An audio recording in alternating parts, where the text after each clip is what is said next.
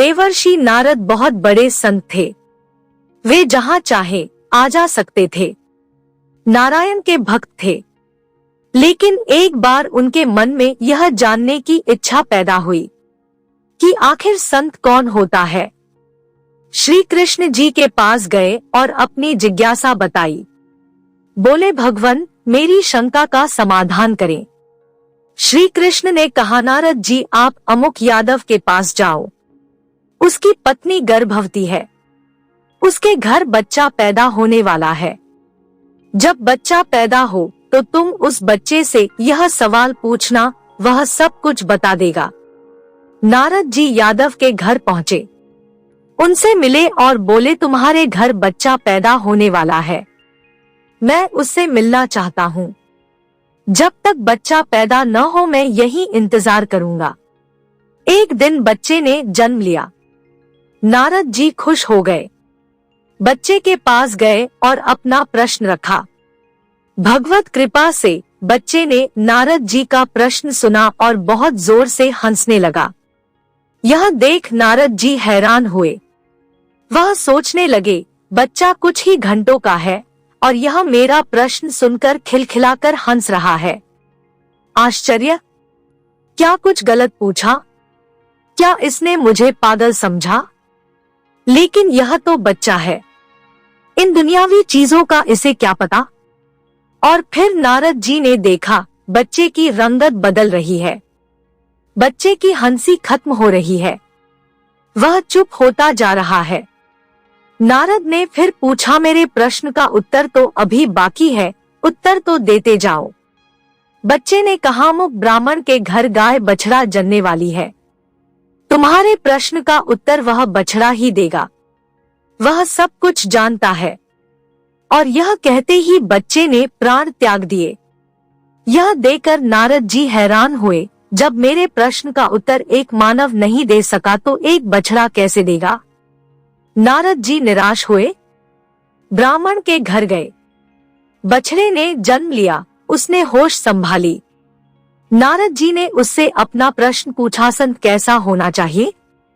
संत कौन होता है? बछड़े ने ध्यान से नारद जी का प्रश्न सुना। मनुष्य की आवाज में बछड़ा हंस दिया। कहने लगा, नारद जी, आपके प्रश्न का उत्तर मैं नहीं दे सकता। आपके प्रश्न का उत्तर इस नगरी के राजा के घर पैदा होने वाला बच्चा दे सकता है। और यह कहते कहते बछड़े ने भी प्राण त्याग दिए। नारद जी बहुत हैरान हुए। वे सोचने लगे, यादव के बेटे ने मेरे प्रश्न का उत्तर नहीं दिया। ब्राह्मण की गाय के बछड़े ने मेरे प्रश्न का उत्तर नहीं दिया। दोनों ही मेरे प्रश्न का उत्तर देने से पहले ही मर गए। अब भला राजा का पुत्र क्या उत्तर देगा? कहीं वह भी मर गया तो मेरा प्रश्न अधूरा ही रह जाएगा। कभी उत्तर नहीं पा सकूंगा। फिर भी नारद जी राजा के घर गए। वाकई राजा के घर संतान पैदा होने वाली थी। नारद जी वहीं रुक गए। आखिर राजा के बेटे ने जन्म लिया। नारद जी शिशु के पास गए। अपना वही प्रश्न उसके सामने रखा, संत कैसा होना चाहिए? संत कौन होता है? प्रश्न राजा भी सुन रहा था। सोच रहा था, नारद जी के प्रश्न का उत्तर भला यह बच्चा कैसे दे सकता है? लेकिन उसने स्वयं देखा, नारद जी का प्रश्न सुनते ही बच्चा खिलखिलाकर हंस दिया। और बच्चे के हंसने के साथ ही उसकी रंगत भी बदलने लगी। आवाज धीमी पड़ने लगी। हाथ पांव शिथिल होने लगे। यह देख नारद जी डर गए। राजा भी कांप उठा। कहा, मेरा बेटा मर तो नहीं रहा? लेकिन नारद जी ने राजा के बेटे से पूछा, तुम्हारी आवाज धीमी हो रही है, तुम्हारी हंसी बंद हो रही है, लेकिन तुम्हें मेरे प्रश्न का उत्तर अभी देना है। मेरे प्रश्न का उत्तर दिए बिना कैसे जा सकते हो? बच्चे ने कहा, नारद जी, संत सा ही होना चाहिए जैसे आप हैं, निर्मल और निश्चल, जिसके दर्शन मात्र से देह के छूटते ही मोक्ष मिल जाए, जिसे देखते ही पाप मिट जाए, दुनिया बदल जाए, नरक से स्वर्ग मिल जाए, जन्म जन्म के बंधन छूट जाए, बैकुंठ मिल जाए। आपके दर्शन मात्र से ही मैं मृत्युलोक से स्वर्गलोक जा रहा हूँ। इससे पहले मैं एक यादव के घर जन्मा था।